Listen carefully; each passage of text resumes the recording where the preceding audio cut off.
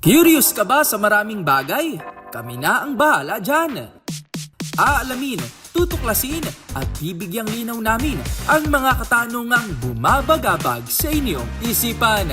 Sa programa kung saan ang bawat sagot ay galing lamang sa mga eksperto. Ang Expert's Opinion, tuwing linggo alas 3 ng hapon, dito lang sa DZRH TV. Isa sa bawat 20,000 mga Pilipino ang namumuhay na mayroong tinatawag na rare disease o hindi pangkaraniwang medical condition na maliit na populasyon lang sa mundo ang tinatamaan. Sa Pilipinas, patuloy pa rin ang panawagan na bigyang pansin ang mga taong may ganitong kondisyon at makatanggap ng angkop na solusyon at pangangalaga. Kaya naman kasabay ng pagdiriwang natin ng Rare Disease Week ngayong taon, mas lalo nating kikilalanin kung ano nga ba ang rare disease at paano ba natin ito mabibigyang pansin, lalo na ang mga Pilipinong mayroon ito. Ngayong linggo sa episode natin sa Expert's Opinion, makakasama natin si Dr. Ludella Castillo, isang neurologist mula sa Philippine Neurological Association. Magandang araw po, Doc Ludi. Welcome again to our program, ang Expert's Opinion. Hi, good afternoon, good day po, Irovic. Yes, Thank you for inviting me here. Thank you din, Doc. Doc, nabanggit nga po natin, ginugunita po natin ngayong itong Rare Disease Week. Pero marami pa rin po ang hindi aware o nakakaunawa ng ganitong kondisyon. Pwede niyo po ba munang ipaliwanag sa amin, Doc, kung ano po ba yung itong tinatawag natin na rare disease? Okay. At asking the important question mo. So, tama ka when you said that rare diseases is 1 out of 20,000 in the Philippines. Pero worldwide, ang rare disease pwede din 1 out of 2,000. Ibig sabihin, kada 2,000 na mga Filipino, may isang tao or Filipino na may rare disease. Sa Philippines, yung definition dahil dun sa approved na law natin back in 2016, yun yung definition, no, na 1 out of 20,000. Kadalasan, yung mga rare disease, kadalasan may genetic ang cause at napapag-label din siya na rare disease kasi mahirap siyang i-diagnose kasi hindi common. At a lot of times, some of these people or individuals affected by rare diseases, may pagka-mahirap yung journey nila before they arrive at the diagnosis. Doc, this year po ba, ano po ba yung focus o tema ng paggunita natin nito ngayong taon?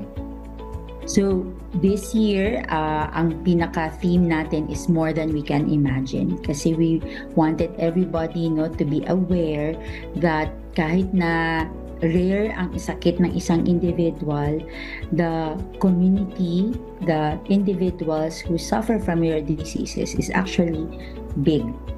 No, at dapat hindi din natin nakakalimutan sila in terms of priority in medical care and in the support coming from the community. Doc Ludi, bakit po ba mahalaga na ginugunita natin ito dito, especially dito sa Philippines? Kasi ang rare diseases, as I've mentioned, hindi madali ang ng kanilang diagnosis, pag-arrive sa diagnosis. And a lot of times, ang mga individuals na may rare diseases, nag-i-entail ng maraming cost, hindi lang sa pag-diagnose, pati din sa pag-treat as well. So, importante in this day and age na habang sumusulong ang ating bansa towards a universal healthcare, hindi din dapat sila maiiwan dun sa universal healthcare. Dapat kasama sila dun sa medical packages, sa PhilHealth. Yun yung sinusulong namin bilang community of advocates in rare diseases. Pero this time po ba, Doc, ano po ba yung estado ng pagkilala natin sa rare disease? Meron na po bang mga programa ginagawa, nabanggit nyo nga po yung PhilHealth, para sa ating mga rare disease patients po? So nag-umpisa meron tayo actually law that supports the rare disease. This is the Rare Disease Act of 10747 na in 2016 to, no? So 10 years ago meron na tayong law for it. Pero ngayon ang nangyayari because sa umpisa konti pa lang yung na-include doon na rare diseases. Nabanggit ko nga kanina, rare nga, pero marami kasing may rare diseases.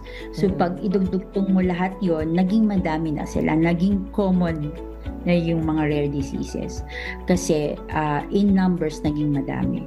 Ngayon, gusto natin na masama pa ang ibang rare diseases dun sa law. Kasi pag sila kasama sa law, hindi din sila kasama dun sa mga packages ng PhilHealth, for example. So, yung mga medical societies like the Philippine Neurological Association at ang Philippine Society of Orphan Disorders, yung sa patient support groups, nag-advocate na kada rare diseases na merong specific na intervention or gamot, ma-include sana sa PhilHealth package, no? Pero this time po ba, Doc, meron po ba kayong data kung gaano po ba karami ang merong rare disease dito sa Philippines ngayon? And of course, nadagdag ko na rin, Doc, ano po ba yung mga most common rare o karaniwang rare disease na itatala po dito sa Philippines?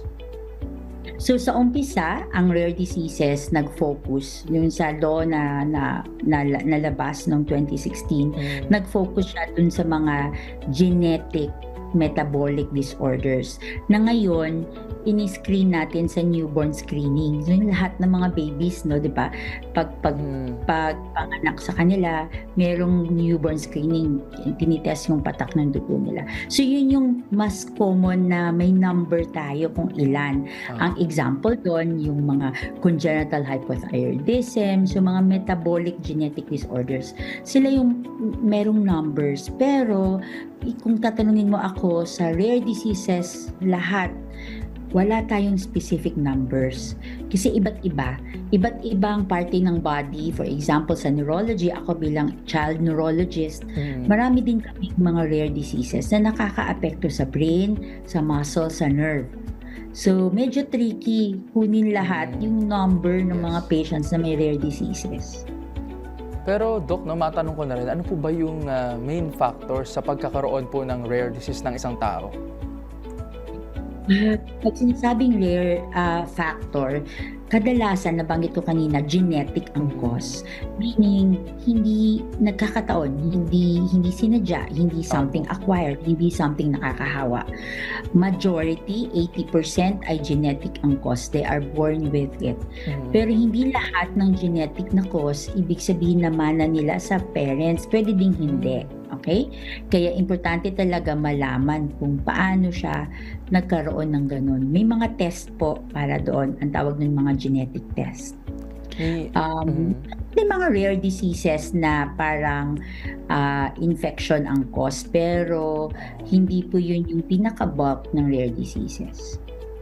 So, Doc, parang meron ding environmental factor din kung bakit tayo nagkakaroon ng rare disease. So, basically, hindi rin po siya nakakahawa talaga o majority ng rare disease po? Hindi, majority hindi. So, ang definition ay dahil doon sa pagiging rare niya. So, any disease na nag-fulfill doon sa prevalence or incidence, gaano sila kadami, considered siyang rare. Pero Doc, sa panahon ngayon, may mga gamot na po bang nagawa o ginagawa para sa mga patients po natin? Sige, bago ko sagutin yon, para lang maliwanag, no? I think hot topic yung nangyari, no? Unfortunately, of the passing of Eric Dane. Kilala mo si Eric Dane Rovic? So, meron siyang ALS. Meron siyang amyotrophic lateral sclerosis, motor neuron disease. Rare disease po din yun. Okay? So, yung mga rare disease, hindi lang pang bata, pati din sa mga matatanda, nangyayari din yun. For example, yung ALS, wala pa siyang gamot. No? Pero may nabibigay na pangpabagal sa progression ng sakit. Merong nagagawa na ma-manage naman din sila. Bibilang lang sa kamay ang may gamot for rare diseases. Yung example would be yung na-detect natin sa newborn screening sa Philippines, 'di ba? Lahat ng mga bata na lilibre sa newborn screening dahil dun sa law na naipasa noong 2016. Basta may PhilHealth sila kasi kasama yun sa PhilHealth package. So, pag na-screen doon na may ganito siyang sakit, kunyari MSUD, kunyari maple syrup urine disease, meron pong intervention doon. As simple as tanggalan ng protein yung milk or palitan yung milk at hormone replacement. So, ganun ang klase ng intervention meron. Yung iba, wala pang cure, ibig sabihin walang genetic cure na matanggal yung sakit, but there are some medications we can give na para ma-alleviate yung mga symptoms or manifestations nila. Okay, Doc. Pero may chance po ba na itong rare disease na mag-evolve o tumungo sa pagiging cancer, Doc? Merong mga ganon. In fact, may mga cancers din, may types of cancers din na rare disease. Okay? Katulad ng cancer sa brain, cancer sa spinal cord, or cancer sa nerve. Meron din. Minsan may mga bukol na umpisa hindi siya cancer, benign tumor lang siya. Nabanggit natin yun dati sa previous natin na yung about neurofibromatosis, no? Na may tumor sa nerve, tapos ang nangyayari, yung iba doon, 1/3 pwedeng maging cancer. Okay, Doc. Pero this time, Doc, ano po ba yung mga maling paniniwala po na na-encounter nyo tungkol dito sa pagkakaroon po ng rare disease? For one, pag sinasabing rare, isang myth na very common ay hindi na-diagnose, hindi na-test. Okay? Hindi naman po yun always totoo. Merong kadalasan, basta mag-follow up sa doktor at masubaybayan yung ano yung nangyayari sa kanila, posible pong ma-diagnose basta nakakita ng mga espesyalista. Pangalawang myth or palaging napapagkamalan na ay pag rare disease hindi nagagamot. Hindi ibig sabihin na walang cure, hindi nagagamot. Ibig sabihin we can still treat and manage the condition. Okay? To make sure that they live an optimal life or the highest quality of life. Okay? Ano po ba, Doc, yung epekto sa pasyente ninyo na merong rare disease, even sa family po nila na na-encounter nyo? Ano po yung nagiging nakikita yung malaking epekto po sa kanila? Ang pinakamalaking epekto is really the quality of life. Whether well-off, nasa high socioeconomic status yung family or low socioeconomic status, yung quality of life na aapektuhan, na i-interrupt yung gusto nilang gawin sa buhay, lalo na sa mga bata. Because importante din sa mga bata, di ba, na may play. As a child neurologist, yun yung nakikita ko, na mental health nila naapektuhan, lalo na din sa ibang mga rare diseases na may obvious sa other people. Anong ibig sabihin? Hindi makalakad, no? Merong something bukol sa katawan na obvious. Syempre nasistigmatize sila. Ang other balakid sa kanila is really having that misconception na walang hope kasi walang gamot. Okay? So that's really something that globally and locally, we are joining together to give them hope. Ano po ba din, Doc, yung malaking hamon sa mga patients natin na may rare disease? Sa Pilipinas po ba, napakamahal po ba ng gamutan dito? Pagdating naman po sa mga gamot, sa mga ospital na pwede nilang lapitan, kamusta po ba? Meron po ba silang mas madaling access po? O mga pwedeng taong lapitan? Kamusta po ba yung estado o hamon sa mga patients natin, Doc? Sige. Isa sa mga pinakamahal na mga gamot sa buong mundo ay gamot ng isang rare disease. In fact, isa po yun sa challenge ko bilang child neurologist. May isang sakit katulad ng ALS. Ang ALS sa mga bata, ang tawag ay spinal muscular atrophy. So, nangyayari, baby sila pinanganak na normal, nakakagalaw. After several months, 4-6 months, hindi na sila nakakagalaw hanggat sa hindi sila makahinga. So, ang gamot niyan ay genetic therapy. Mahal siya, aabot siya ng $2 million. Isang shot. So, ganun po kamahal ang mga rare diseases. Kasi, rare disease sila, ibig sabihin, ang gumagawa ng gamot, hindi very hindi profitable kasi konti lang ang gagamit. So ayun yung challenge din sa mga partners natin sa pharmaceuticals, no, na tulungan din ang mga rare diseases that they will also develop medicines or medications, no, for rare disease. So, yun, yung gamot, mahal. Hindi naman lahat ng gamot ganun kamahal. Pero pag nasa Pilipinas, out of pocket palagi ang gamot or ang mga medications dahil it's a lifelong disease. In the long run, mabigat talaga siya sa bulsa. As mentioned, hindi siya katulad ng pneumonia, stroke na may package na siya sa PhilHealth. Hindi ganun. Wala pa siyang specific package. Ang stroke may package na umaabot ng 90,000 pesos sa PhilHealth. Pero sa rare disease, wala pang ganon.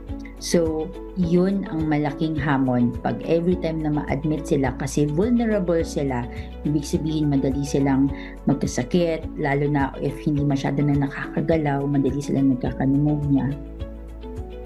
Sa Philippines ba, Doc, may nagkaroon na rin ng case na talagang nahirapan po kayo personally na makahanap ng treatment for this patient, this kind of patient na mayroong rare disease?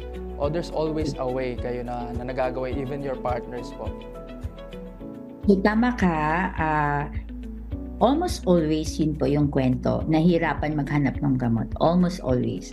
Pero meron namang paraan din. Ang example is connecting with our government agencies. For example, nag-a-apply kami sa Philippine Food and Drug Agency, FDA, ng special permit.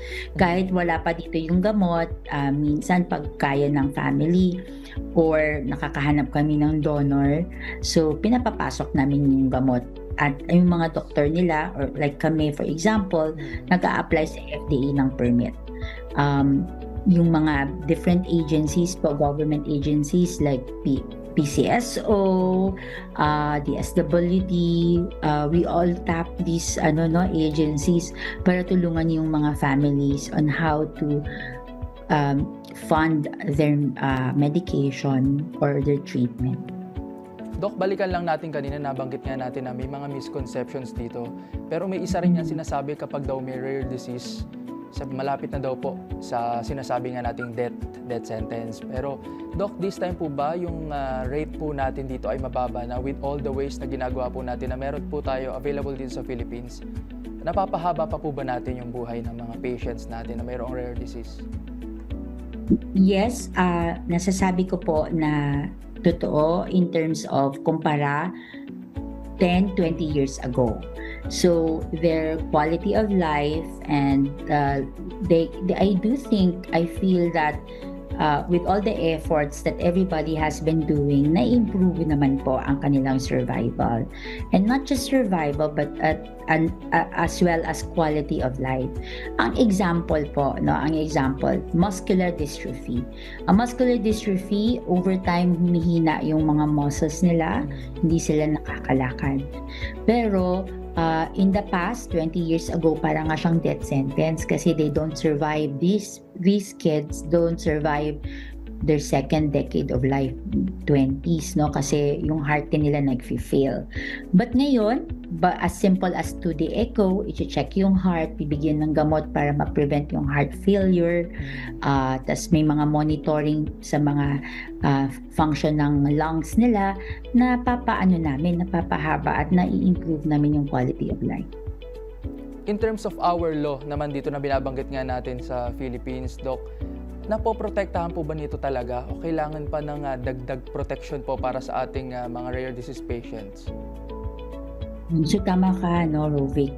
So from the 2016 na initial law, ang ating mga advocates na mas nauna pa sa akin, like sila Dr. Carmencita Padilla, yung sa Philippine Society of Orphan Disorders, National Institutes of Health, gumagawa sila ng bagong law to expand the inclusion of the rare diseases dun sa law. At the same time, para din gagawa ng packages yung mga priority rare diseases na meron ng gamot. Sa tingin niyo po, Doc, ano pa po ba yung kulang na dapat po nating pagtuunan pa ng pansin? Kahit in simplest way po. I think in simplest way is really no rare disease should be left behind. Just because rare sila, dapat din nasasama sila dun sa PhilHealth package, nasasama sila dun sa pwedeng mapalibre ng government na gamot. Pero sa inyo pong parte naman, Doc, ano po ba yung mga hakbang na ginagawa ng inyong samahan na kinabibilangan din po para sa atin pong mga kababayan, especially sa mga rare disease patients po natin sa Philippines? Okay, thank you for asking that as well. So sa Philippine Neurological Association, so yung mga neurologists, kakabuo lang namin ng isang special interest group, ang tawag Rare Disease Special Interest Group, 3 years ago. So isa sa pinaka-role namin is to really advocate within our society, kasi ang mga doktor, we are trained to think first of common before the rare. So ngayon, nag-raise kami ng awareness within ourselves as neurologists and outside of neurology, dun sa mga primary physician, and extending to the lay, ibig sabihin sa mga non-doctors, to the family and to the community. So that's our role. So we really welcome this platform, people asking us about rare diseases, because we're really willing to speak for rare diseases. Yes, Doc, kasi lalo na ngayon, existing pa rin talaga, Doc, yung mga misconceptions natin. Hindi natin maiiwasan, may mga tao na umiiwas kapag nakakita sila ng hindi pangkaraniwang sakit sa ibang tao. So, I think this platform is very important din para ma-spread natin yung awareness na rin, especially to this rare disease po. So this time, Doc, bago po tayo magtapos, do you have any message po ba para sa ating mga manonood or viewers tungkol sa paano po ba natin dapat natingnan o kilalanin itong rare disease sa Pilipinas, and of course, message nyo na rin po sa ating mga rare disease patients out there? Para sa mga sa buong community of Filipinos, in this Rare Disease Week, I encourage and I invite everybody to be open, to ask questions, to share the awareness to everybody, so that we'll be able to give them hope, give them support for those individuals suffering, their family, and their patients or individuals themselves suffering from rare diseases, that they can be supported as we can support them as a community.